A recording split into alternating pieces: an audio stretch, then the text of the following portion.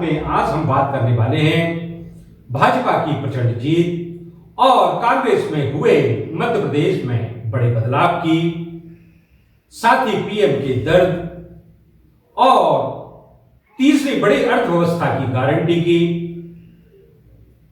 साथ ही मध्य प्रदेश के मुख्यमंत्री डॉक्टर मोहन यादव ने अपनी पहली ही बैठक में क्या कहा और किस तरह से जमीनी स्तर पर अधिकारी उनकी उस मंशा और भावना को ले रहे हैं। और अंत में हम आपको दिखाएंगे किस तरह से चेक पोस्टों पर पठानी वसूली चल रही है, तो कहीं धमाकेदार अवैध उत्खनन जारी है।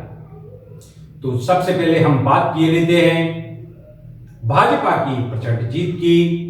निश्चित ही मध्य प्रदेश में भाजपा को बड़ी जीत मिली है, तो वहीं कांग्रेस ने भी बड़ा बदलाव करते हुए युवा चेहरों को आगे किया है। मध्य प्रदेश के प्रदेश अध्यक्ष जीतू पटवारी को बनाया गया है, तो वहीं उमंग सिंघार को सदन का नेता चुना गया है।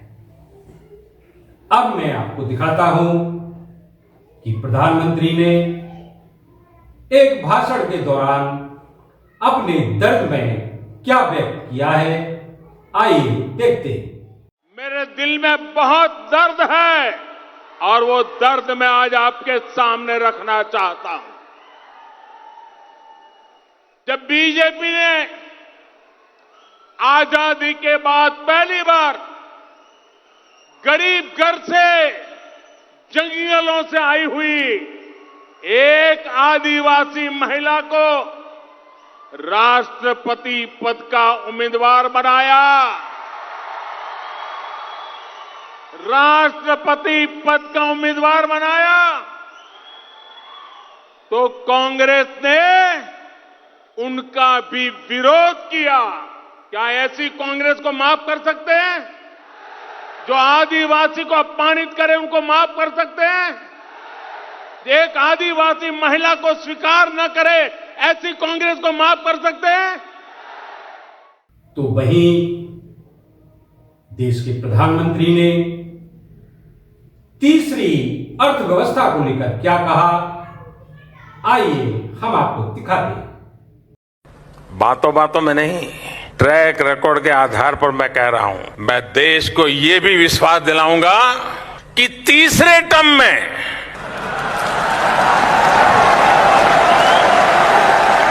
पहली 3 इकोनॉमीज में एक नाम भारत का होगा।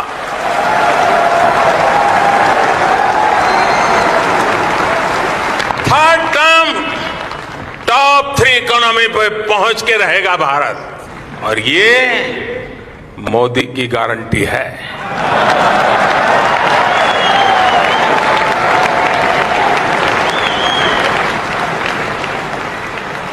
और मेरे तीसरे कार्यकाल में आप अपने सपने अपनी आंखों के सामने पूरे होते देखेंगे।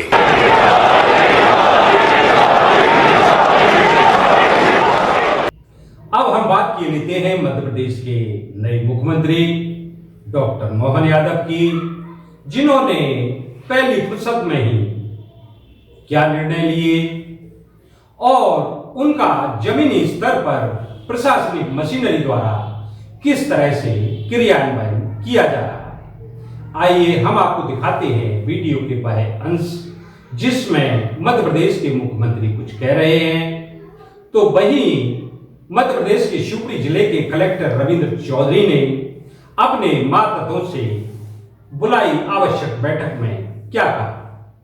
वैसे तो हमने काफी निर्णय आज किए हैं इस कैबिनेट की बैठक में, जिसके माध्यम से दूरदृष्टि से, दूरगामी दृष्टि से स्टेट के लिए वो बड़े सबके लिए हित में भी रहेंगे। कुछ उल्लास के और अच्छे भी निर्णय हुए हैं, जैसे फूड सेफ्टी नियम लागू होने के बाद खुले में मांस या अंडे की दुकान चलाना, ये भारत सरकार ने भी इसमें दिशा निर्देश जारी किए हुए हैं। इस चीज को कड़ाई से लागू करने के लिए हमने कैबिनेट में इसके संबंध में तैयारी करने के लिए कहा है। और चूंकि इस दिशा में योग्य प्रकार से जन जागरण भी हो जाए और जिनको ये बिजनेस करना उनको उसके दायरे भी बता दिए जाए, कैसे करना है, क्या करना है, उनको भी इन सारी बातों के अवेयरनेस के साथ। लेकिन शासन के स्तर पर हमने निर्णय किया है कि ये चीजों को लेकर के जनता की सुरक्षा भी जरूरी है और जिनको जिनका व्यवसाय करना है या जिनको इसको खाद्य पदार्थ के उपयोग में लेना है तो वो उनकी जान भी जोखिम में नहीं डाले। एक आदतन अपराधी जो बार बार अपराध करता और छूट जाते हैं, इनके लिए होम डिपार्टमेंट से कहा है तो 437, 38, 39 के अंतर्गत सीआरपीसी में इन पे दंडात्मक कार्रवाई करते हुए उनकी अगर जमानत भी होगी तो जमानत निरस्त कराएं ताकि क्राइम पे कंट्रोल करने की दिशा में लॉ एंड ऑर्डर की दृष्टि से बड़ा महत्व का निर्णय है। तो उस पे भी रोक है, तो सीएमओ भी है, नगर में भी देखेंगे और बाकी भी सीएमओ अभी हम लोगों का बाला भी सीएम सबके भी सीएम उसमें रहेंगे, तो बाकियों को भी हम लोग बोलेंगे कि ये भी एक अभियान चलेगा, उसमें भी ज्यादती नहीं हो किसी पे, सब अपना विकल्प ऐसा कर लें कि वो चीजें नहीं होनी।